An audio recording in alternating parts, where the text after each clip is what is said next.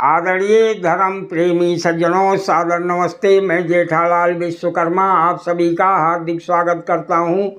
कहानी मुंशी प्रेमचंद जी की।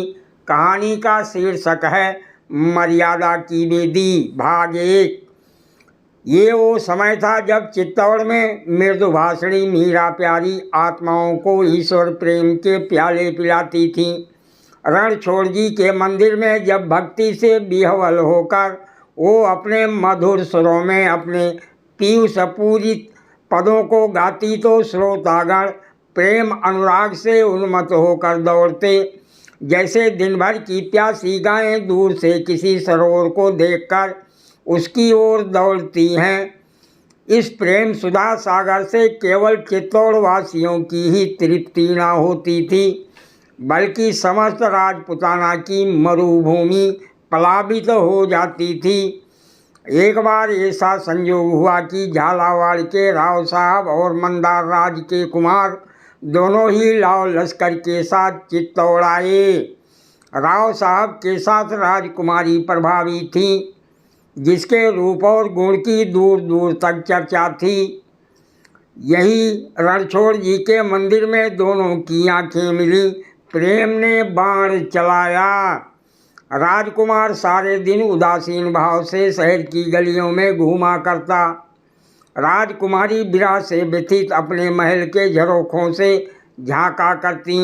दोनों व्याकुल होकर संध्या समय मंदिर में आते और यहाँ चंद्र को देखकर कुमदनी खिल जाती। प्रेम प्रवीण मीरा ने कई बार इन दोनों प्रेमियों को सतीर्ण नेत्रों से परस्पर देखते हुए पाकर उनके मन के भावों को ताड़ लिया। एक दिन कीर्तन के पश्चात जब झालावाड़ के राव साहब चलने लगे तो उसने मंदार के राजकुमार को बुलाकर उनके सामने खड़ा कर दिया और कहा, राव साहब, मैं प्रभा के लिए बरलाई हूँ, आप इसे स्वीकार कीजिए। प्रभा लज्जा से गड़सी गई। राजकुमार के गुणशील पर राव साहब पहले ही से मोहित हो रहे थे। उन्होंने तुरंत उसे छाती से लगा लिया। उसी अवसर पर चित्तौड़ के राणा भोजराज भी मंदिर में आए। उन्होंने प्रभा का मुख चंद्र देखा। उनकी छाती पर सांप लौटने लगा। झालावाड़ में बड़ी धूम थी। राजकुमारी प्रभा का आज विवाह होगा। मंदार से बारात आएगी। मेहमानों की सेवा सम्मान की तैयारियां हो रही थीं। दुकानें सजी हुई थीं। नौबत खाने आमोद आलाप से गूंजते थे। सड़कों पर सुगंधी छिड़की जाती थी। अटलकाएँ पुष्पलताओं से शोभायमान थीं।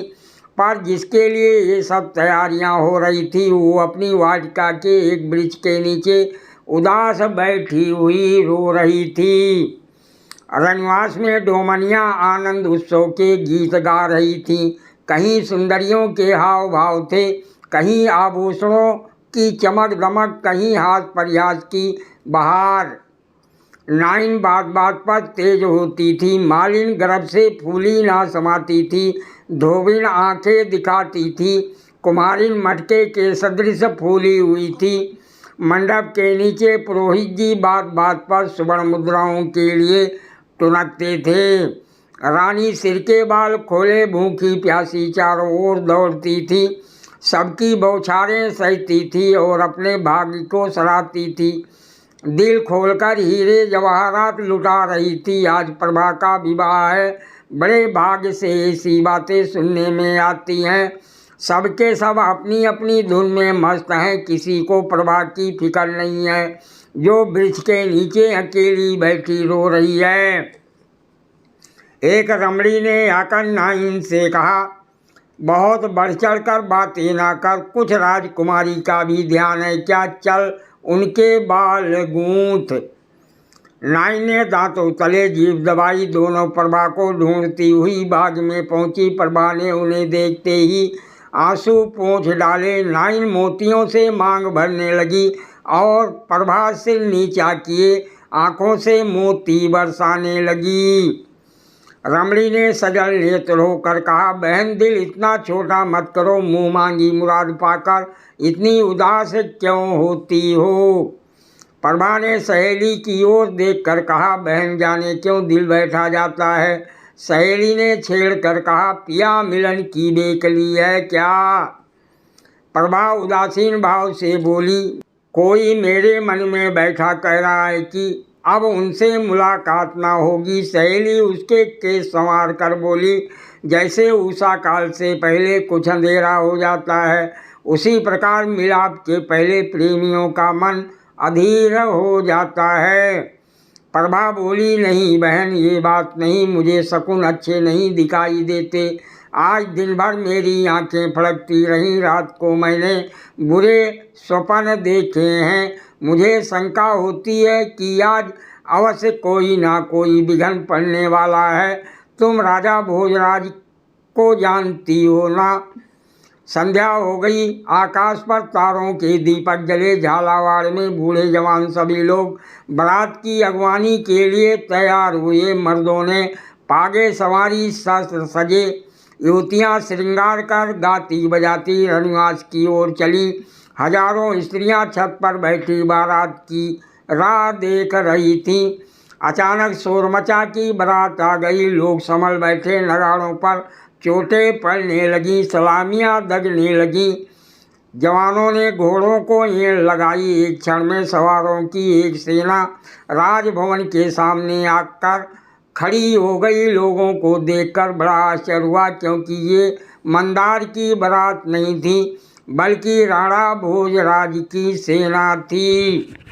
झालावाड़ वाले अभी विस्मित खड़े ही थे, कुछ निश्चय ना कर सके थे कि क्या करना चाहिए। इतने में चित्तौड़ वालों ने राजभवन को घेर लिया। तब झालावाड़ी भी सचेत हुए, संभल कर तलवारें खींच ली और आक्रमणकारियों पर टूट पड़े। राजा महल में घुस गया। रनिवास में भगदड़ मच गई। प्रभा 16 श्रृंगार किए सहेलियों के साथ बैठी थी। ये हलचल देखकर घबराई। इतने में राव साहब हाँफते हुए आए और बोले, बेटी प्रभा, राणा भोजराज ने हमारे महल को घेर लिया है। तुम चटपट ऊपर चली जाओ और द्वार को बंद कर लो। अगर हम क्षत्रिय हैं तो एक चित्तौड़ी भी यहाँ से जीता ना जाएगा। राव साहब बात भी पूरी ना कर पाए थे कि राणा कई वीरों के साथ आ पहुँचे और बोले, चित्तौड़ वाले तो सिर कटाने के लिए आए हैं, पर यदि वह राजपूत हैं तो राजकुमारी को लेकर ही जाएंगे।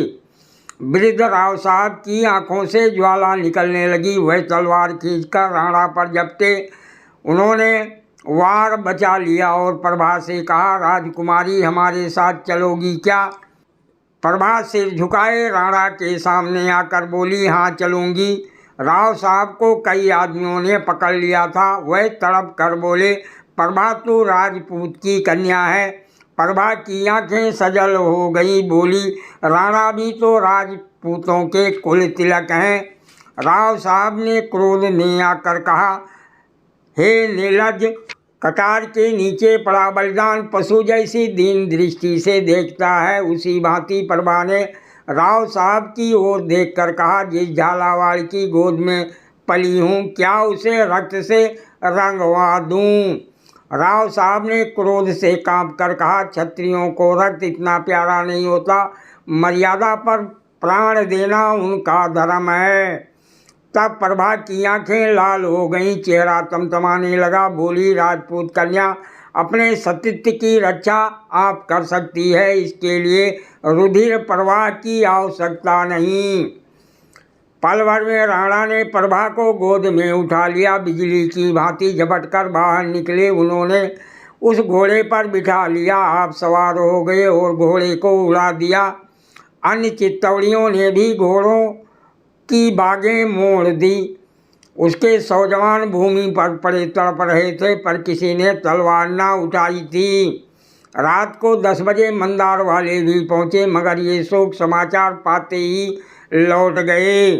मंदार कुमार निराशा से अचेत हो गया। जैसे रात को नदी का किनारा सुनसान हो जाता है, उसी तरह सारी रात झालावाड़ में सन्नाटा छाया रहा। चित्तौड़ के रंगमहल में प्रभा उदास बैठी सामने के सुंदर पौधों की पत्तियां गिन रही थी। संध्या का समय था। रंग बिरंग के पक्षी वृक्षों पर बैठे कलरव कर रहे थे। इतने में राणा ने कमरे में प्रवेश किया। प्रभा उठकर खड़ी हो गई।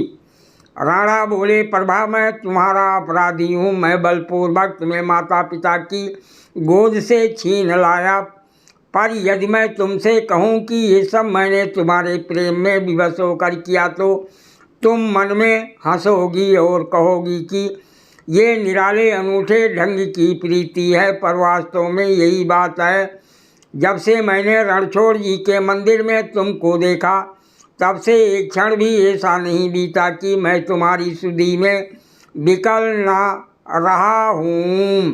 तुम्हें अपनाने का अन्य कोई उपाय होता तो मैं कदापि इस पाशविक ढंग से काम ना लेता। मैंने राव साहब की सेवा में बारंबार संदेश भेजे, पर उन्होंने हमेशा मेरी उपेक्षा की। अंत में जब तुम्हारे विवाह की अवधि आ गई और मैंने देखा कि एक ही दिन में तुम दूसरे की प्रेम पात्री हो जाओगी और तुम्हारा ध्यान करना भी मेरी आत्मा को दूषित करेगा, तो लाचार होकर मुझे ये अनीति करनी पड़ी। मैं मानता हूँ कि ये सर्वथा मेरी स्वार्थ अंधता है। मैंने अपने प्रेम के सामने तुम्हारे मनोगत भावों को कुछ ना समझा, पर प्रेम स्वयं एक बढ़ी हुई स्वार्थ परता है। जब मनुष्य को अपने प्रियतम के सिवाय और कुछ नहीं सोचता, मुझे पूरा विश्वास था कि मैं अपने विनीत भाव और प्रेम से तुमको अपना लूँगा। प्रभा प्यास से मरता हुआ मनुष्य यदि किसी गड्ढे में मुंह डाल दे तो वो दंड का भागी नहीं है। मैं प्रेम का प्यासा हूँ। मीरा मेरी साधर्मणी है। उसका हृदय प्रेम का अगाध सागर है। उसका एक चुल्लू भी मुझे उन्मत्त करने के लिए काफ़ी था, पर जिस हृदय में ईश्वर का वास हो वहाँ मेरे लिए स्थान कहाँ। तुम शायद कहोगी कि यदि तुम्हारे सिर पर प्रेम का भूत सवार था तो क्या सारे राजपुताना में स्त्रियां ना थीं? निसंदेह राजपुताना में सुंदरता का अभाव नहीं है और ना चित्तौड़ अधिपति की ओर से विवाह की बातचीत किसी के अनादर का कारण हो सकती है, पर इसका जवाब तुम आप ही हो। इसका दोष तुम्हारे ही ऊपर है। राजस्थान में एक ही चित्तौड़ है, एक ही राणा और एक ही प्रभा। संभव है मेरे भाग्य में प्रेम आनंद भोगना ना लिखा हो। ये मैं अपने कर्म लेख को मिटाने का थोड़ा सा प्रयत्न कर रहा हूँ, परंतु भाग्य के अधीन बैठे रहना पुरुषों का काम नहीं है। मुझे इसमें सफलता होगी या नहीं, इसका फैसला तुम्हारे हाथ है। प्रभा की आंखें जमीन की तरफ थीं। मन फुदकने वाली चिड़िया की भांति इधर उधर उड़ता फिरता था। वो झालावाड़ को मारकाट से बचाने के लिए राणा के साथ आई थी, मगर राणा के प्रति उसके हृदय में क्रोध की तरंगे उठ रही थी। उसने सोचा था कि वह यहाँ आएंगे तो उन्हें राजपूत कुल तिलक अन्यायी दुराचारी दुरात्मा कायर कहकर उनका गर्व चूर चूर कर दूंगी। उसको विश्वास था कि ये अपमान उनसे ना सहा जाएगा और वह मुझे बलात् अपने काबू में लाना चाहेंगे। इस अंतिम समय के लिए उसने अपने हृदय को खूब मजबूत और अपनी कटार को खूब तेज कर रखा था। उसने निश्चय कर लिया था कि इसका एक वार उन पर होगा, दूसरा अपने कलेजे पर, और इस प्रकार ये पाप कांड समाप्त हो जाएगा। लेकिन राणा की नम्रता, उनकी करुणात्मक विवेचना और उनके विनीत भाव ने प्रभा को शांत कर दिया। आग पानी से बुझ जाती है। राणा कुछ देर वहाँ बैठे रहे, फिर उठकर चले गए। प्रभा को चित्तौड़ में रहते 2 महीने गुजर चुके थे। राणा उसके पास फिर न आए। इस बीच में उनके विचारों में कुछ अंतर हो गया था। झालावाड़ पर आक्रमण होने के पहले मीराबाई को इसकी बिल्कुल खबर न थी। राणा ने इस प्रस्ताव को गुप्त रखा था, किंतु अब मीराबाई प्रातः उन्हें इस दुराग्रह पर लज्जित किया करती थीं और धीरे धीरे राणा को भी विश्वास होने लगा था कि प्रभा इस तरह काबू में नहीं आ सकती। उन्होंने उसके सुख विलास की सामग्री एकत्र करने में कोई कसर ना छोड़ी थी, लेकिन प्रभा उनकी तरफ आंख उठाकर भी नहीं देखती। राणा प्रभा की लौंडियों से नित्य का समाचार पूछा करते थे और उन्हें रोज वही निराशपूर्ण वृत्तांत सुनाई देता था। मुरझाई हुई कली किसी भांति नहीं खिलती, अतएव उनको कभी कभी अपने इस दुस्साहस पर पश्चाताप होता था। वह पछताते थे कि मैंने व्यर्थ ये अन्याय किया, लेकिन फिर प्रभा का अनुपम सौंदर्य नेत्रों के सामने आ जाता था और वो अपने मन को इस विचार से समझा लेते हैं कि एक सर्वांग सुंदरी का प्रेम इतनी जल्दी परिवर्तित नहीं हो सकता। निसंदेह मेरा मृदु व्यवहार भी कभी ना कभी अपना प्रभाव दिखलाएगा। प्रभा सारे दिन अकेली बैठी बैठी उकताती और झुंझलाती थी। उसके विनोद के निमित्त कई गाने वाली स्त्रियां नियुक्त थीं, किंतु राग रंग से उसे आरुचि हो गई। वो प्रतिक्षण चिंताओं में डूबी रहती थी। राणा के नम्र भाषण का प्रभाव अब मिट चुका था और उसकी अमानुषिक वृत्ति अब फिर अपने यथार्थ रूप में दिखाई देने लगी थी।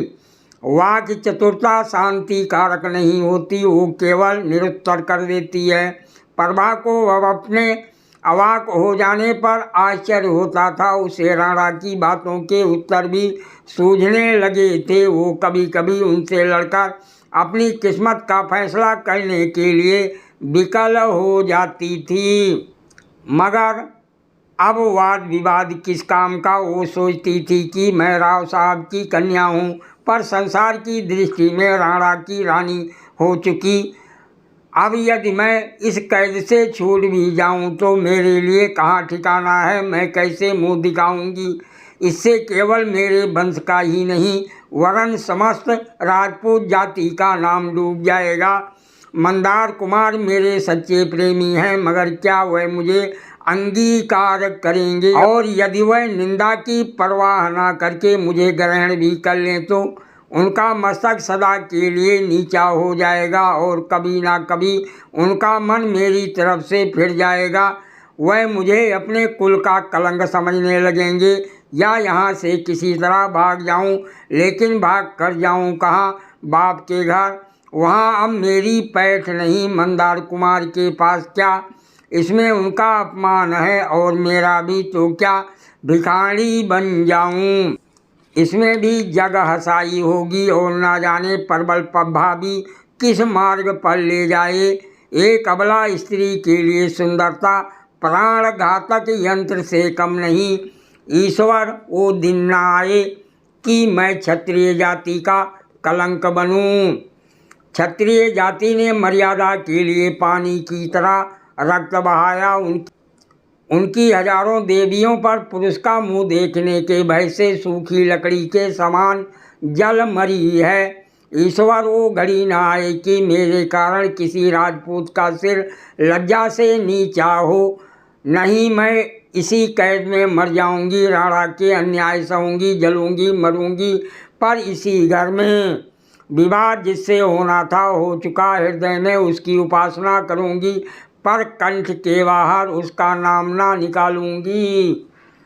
एक दिन झुंझलाकर उसने राणा को बुला भेजा। वह आए, उनका चेहरा उतरा था। वह कुछ चिंतित से थे। प्रभा कुछ कहना चाहती थी, पर उनकी सूरत देखकर उसे उन पर दया आ गई। उन्होंने उसे बात करने का अवसर न देकर स्वयं कहना शुरू किया। प्रभा, तुमने आज मुझे बुलाया है, ये मेरा सौभाग्य है। तुमने मेरी सुधि तो ली, मगर ये मत समझो कि मैं मृदुबाणी सुनने की आशा लेकर आया हूँ। नहीं, मैं जानता हूँ जिसके लिए तुमने मुझे बुलाया है। ये लो, तुम्हारा अपराधी तुम्हारे सामने खड़ा है, उसे जो दंड चाहो दो। मुझे अब तक आने का साहस न हुआ, इसका कारण यही दंड भय था। तुम क्षत्राणी हो और क्षत्राणियाँ क्षमा करना नहीं जानती। झालावाड़ में जब तुम मेरे साथ आने पर स्वयं उद्यत हो गई तो मैंने उसी क्षण तुम्हारे जौहर परख लिए। मुझे मालूम हो गया था कि तुम्हारा हृदय बल और विश्वास से भरा हुआ है, उसे काबू में लाना सहज नहीं। तुम नहीं जानती कि ये 1 मास मैंने किस तरह काटा है। तड़प तड़प कर मर रहा हूँ, पर जिस तरह शिकारी बिफरी हुई सिंगनी के सम्मुख जाने से डरता है, वही दशा मेरी थी। मैं कई बार आया यहाँ, तुमको उदास त्योरियाँ चढ़ाए बैठे देखा। मुझे अंदर पैर रखने का साहस ना हुआ, मगर आज मैं बिना बुलाया मेहमान नहीं हूँ। तुमने मुझे बुलाया है और तुम्हें अपने मेहमान का स्वागत करना चाहिए। हृदय से ना सही, जहाँ अग्नि प्रज्वलित हो वहाँ ठंडक कहाँ। बातों ही से सही, अपने भावों को दबा कर ही सही मेहमान का स्वागत करो। संसार में शत्रु का आदर मित्रों से भी अधिक किया जाता है। सादर प्रणाम। शेष अगले भाग में।